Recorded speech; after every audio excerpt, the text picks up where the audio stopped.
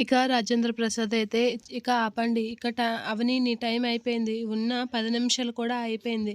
నీకు ఈ ఇంటికి ఇప్పటి నుంచి ఎటువంటి సంబంధం లేదు. నువ్వు ఇప్పటి నుంచి ఈ ఇంట్లో నుంచి బయటికి వెళ్ళిపో.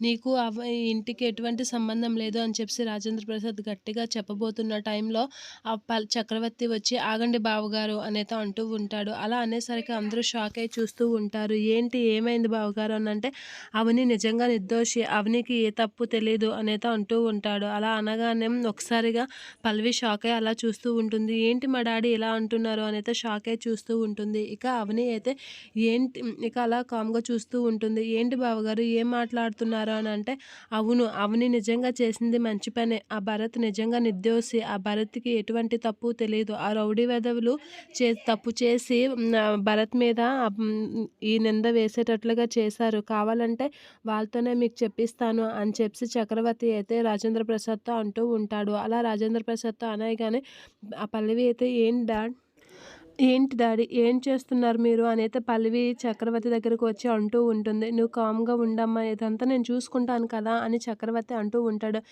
ఒకసారి రండ్రా" అని చెప్పేసి లోపలికి రమ్మని చెప్తూ ఉంటాడు. ఇక వాళ్ళు లోపలికి వచ్చేసరికి షాక్ అవుతూ ఉంటారు రాజేంద్ర ప్రసాద్ వీళ్ళు. అవని కూడా షాక్ అయ్యి అలా చూస్తూ ఉంటుంది. "ఇగో వీళ్ళే ఇదంతా చేసింది" అనైతే అంటూ ఉంటారు. ఇక ప్రణవి కూడా "అవును నాన్న ఇదంతా చేసింది వీళ్ళే" అనైతే అంటూ ఉంటుంది. "అవును మేము ఇదంతా చేసింది మేమే. మాకు ఒకళ్ళు ఫోన్ చేసి డబ్బులిస్తామంటే ఏడిపించాం. భరత్‌కి మాకు ఎటువంటి సంబంధం లేదు. భరత్‌కి ఈ విషయంలో ఎటువంటి సంబంధం లేదు.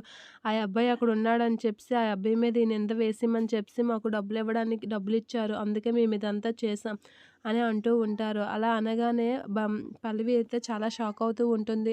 తనకి పట్టిన చెమటలనైతే తుడుచుకొని చాలా టెన్షన్ పడుతూ ఉంటుంది. వీళ్ళేంటి ఇంత ఇది చేశారు అనైతే చాలా టెన్షన్ పడుతూ ఉంటుంది పల్లవి.